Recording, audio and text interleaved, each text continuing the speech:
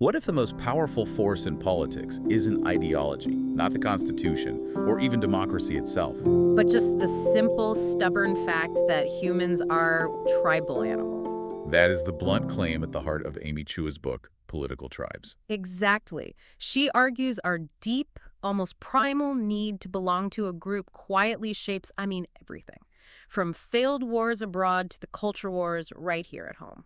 So today, we've pulled out the three most game-changing, essential insights from Political Tribes, practical wisdom that could really transform how you think. Let's start with the first one, which is this huge myth buster. Okay. The idea that humans organize around deep loyalties, ethnic, religious, clan-based groups, not abstract political ideas. Right, so people aren't dying for capitalism, they're dying for their sect or their tribe. That's it. And when we say tribe, we're not talking about political parties, are we? This is something you're born into. Something much deeper. Yep. Blood, faith, a shared history. Yes.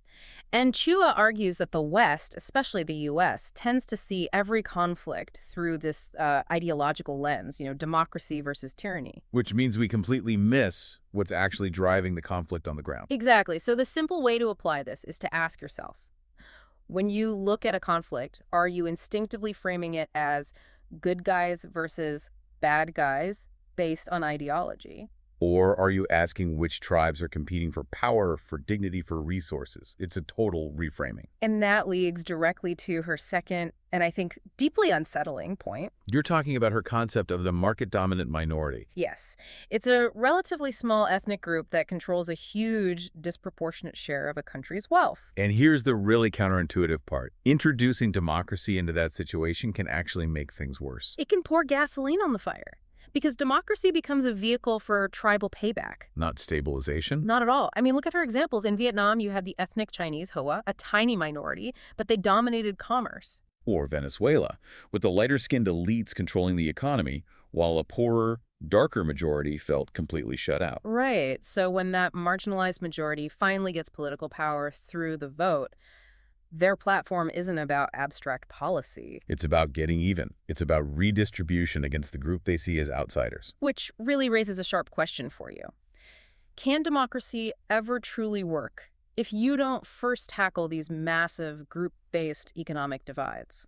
This discussion on political identity is brought to you by Mindful Moments, our YouTube channel offering AI book analysis, summaries, and critiques, inspiring reflection and rational thought. Okay, so that brings us to the third essential insight.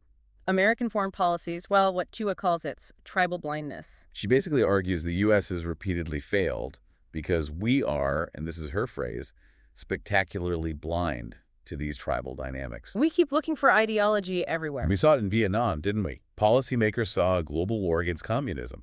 And totally missed the intense local hatred the majority Vietnamese had for the ethnic Chinese minority that the U.S. was often backing. It's the same pattern in Iraq and Afghanistan. Washington saw Democrats versus extremists. But that completely papered over the real fault lines between Shia, Sunni, Kurds. Pashtuns, Tajiks, Hazaras. These aren't just names. These are groups with centuries of history of conflict over land and power. That context is everything. It is. And she points out that the famous surge in Iraq only started to work when U.S. forces stopped treating everyone as a monolith. And started actually cooperating with local tribal leaders. Yes.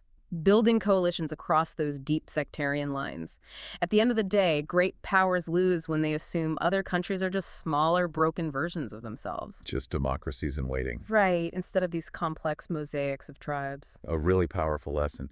So if we bring this all together, what does this mean for us today? It means we have to recognize that the most dangerous conflict isn't always left versus right. It's us versus them. And that tribal impulse, that instinct, exists everywhere, even here. Start with our 5-minute essential insights, then dive into the in-depth analysis. Next, the summary, ending with the comprehensive critique. Discover genre-based book podcasts at Mindful Moments. Subscribe and nourish your mind on the go.